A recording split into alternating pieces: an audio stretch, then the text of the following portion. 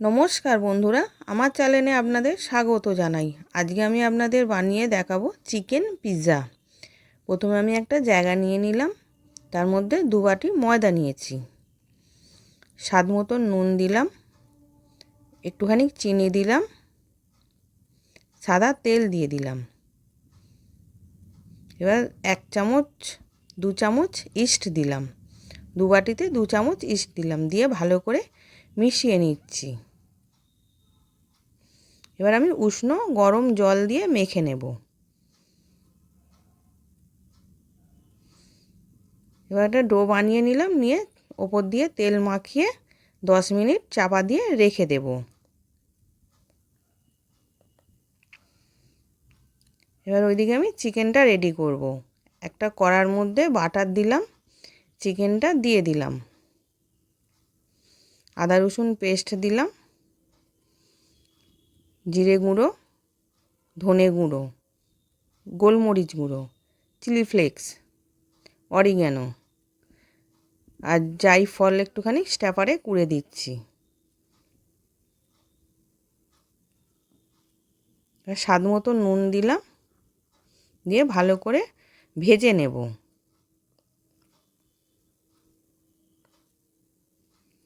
এটা পিৎজার ওপরে চিকেনটা দেব। এবার চিকেনটা হয়ে গেছে, আমি নামিয়ে রেখে দিয়েছিলাম। এবার 10 মিনিট পর কতটা ফুলে গেছে, এবার আমি নেচি কেটে নিলাম, নিয়ে বেলে নেব। ময়দা গুঁড়ো দিয়ে এবার বেলে নিচ্ছি।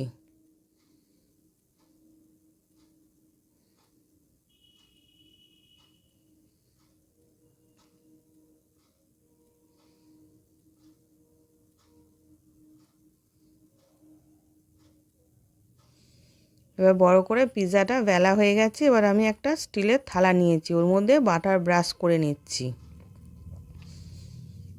এবার পিৎজাটাকে রাখবো, রেখে দিলাম। বেলাটা রেখে সাইডটা একটুখানি মুড়ে এবার একটা কাঁটা চামচে করে ফুটো ফুটো করে দিলাম, কেননা যাতে না ফুলে যায়। এবার সাইড দিয়ে আমি একটু বাটার লাগিয়ে নিচ্ছি। এবার তার উপর দিয়ে আমি পিৎজা সস দিলাম, যেটা ভালো করে মিশিয়ে নিচ্ছি। এবার মেয়োনিজ দিয়ে দিলাম,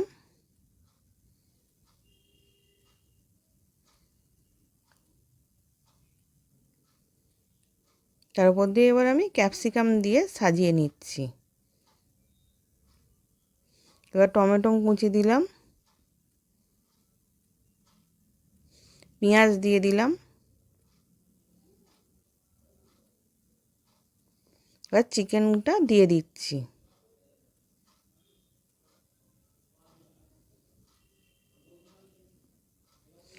এবার আমি চিজটা কুড়ে দিয়ে দিলাম উপর দিয়ে।